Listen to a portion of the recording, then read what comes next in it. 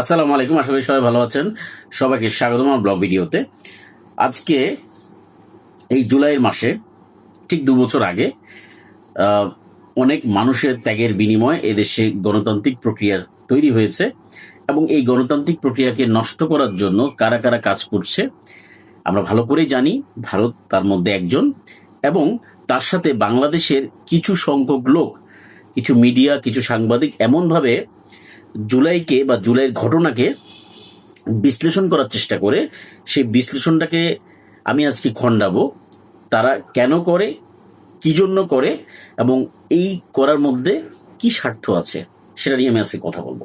আসুন পুরো ভিডিওতে।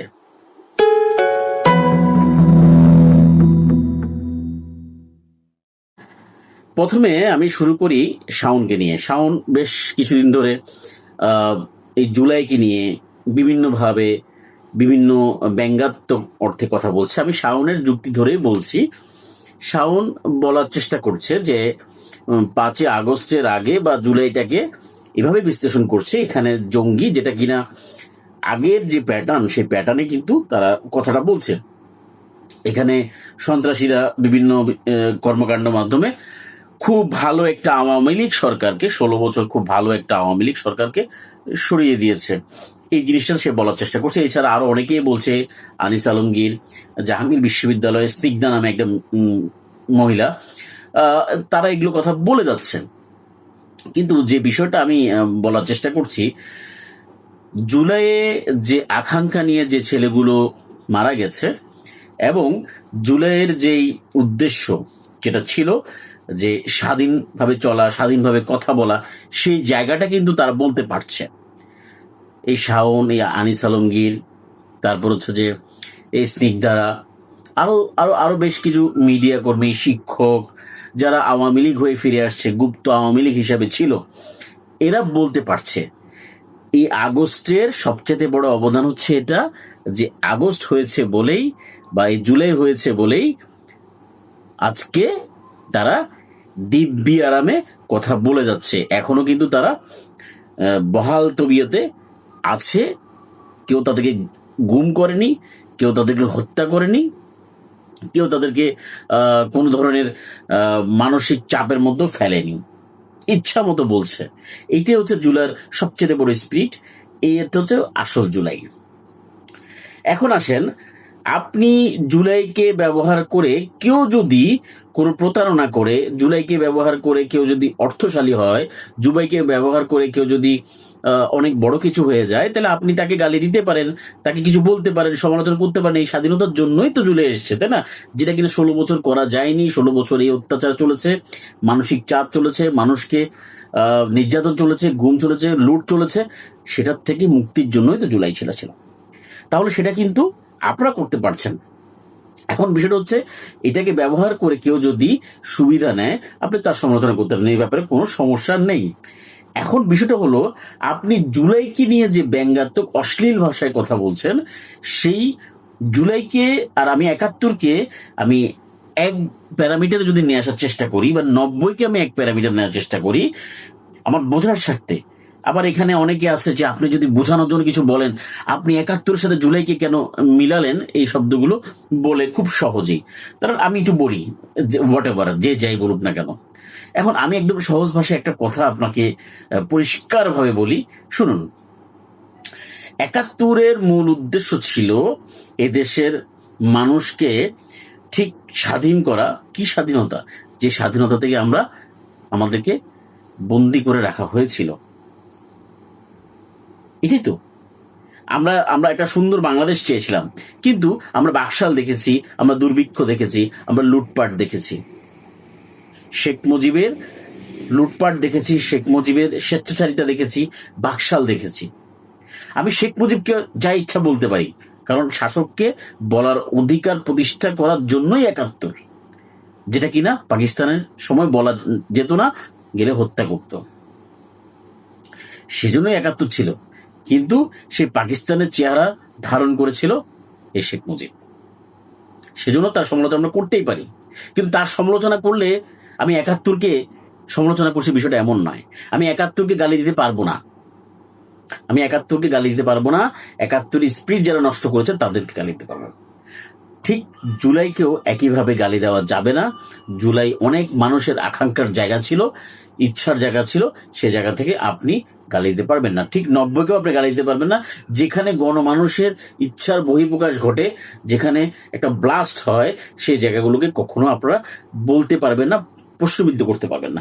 কিন্তু এটাকে ব্যবহার করে, যারা মুক্তিযুদ্ধকে ব্যবহার করে 54 বছর গিয়েছে, তাদেরকে আপনি যা ইচ্ছা বলতে পারেন। যারা জুলাইকে নিয়ে করবে বলতে পারেন, 90কে নিয়ে যারা করবে বলতে পারেন। কিন্তু আপনি 90, 24 বা 71 এই বিষয়গুলোকে কোন মানুষের আকাঙ্ক্ষার বহিঃপ্রকাশ ছিল সেটা। সে জায়গা থেকে আপনি জুলাইকে ছোট করবেন, 71-এর সাথে কেন মিলালেন আপনি? বিষয়টা এমন না 71-এর সাথে মিলাই না, মানুষের বহিঃপ্রকাশগুলো মিলালাম। যে মানুষ যে স্বাধীন থাকতে চায়, মানুষের যে আকাঙ্ক্ষা স্বাধীন থাকতে চায়, সেটা বহিঃপ্রকাশ।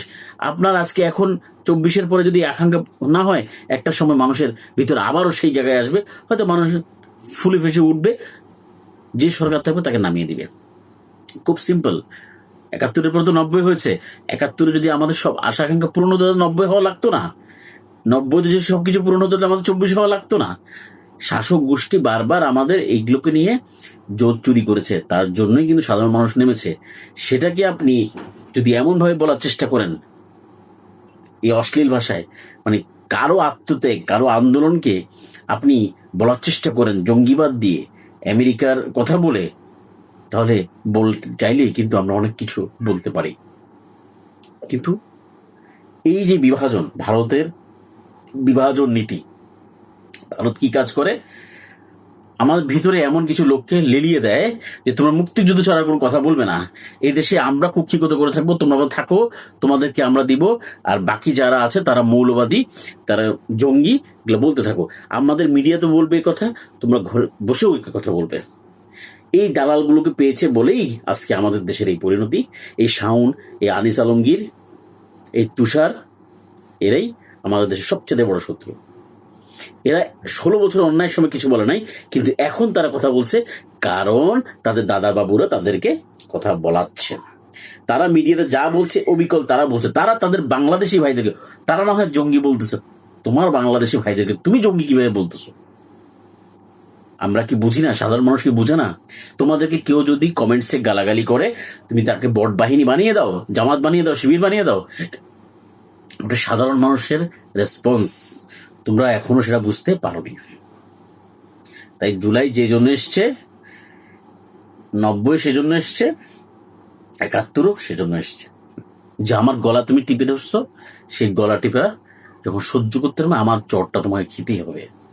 এটার নামই ছিল 71, এটার নামই 90, এটার নামই 24।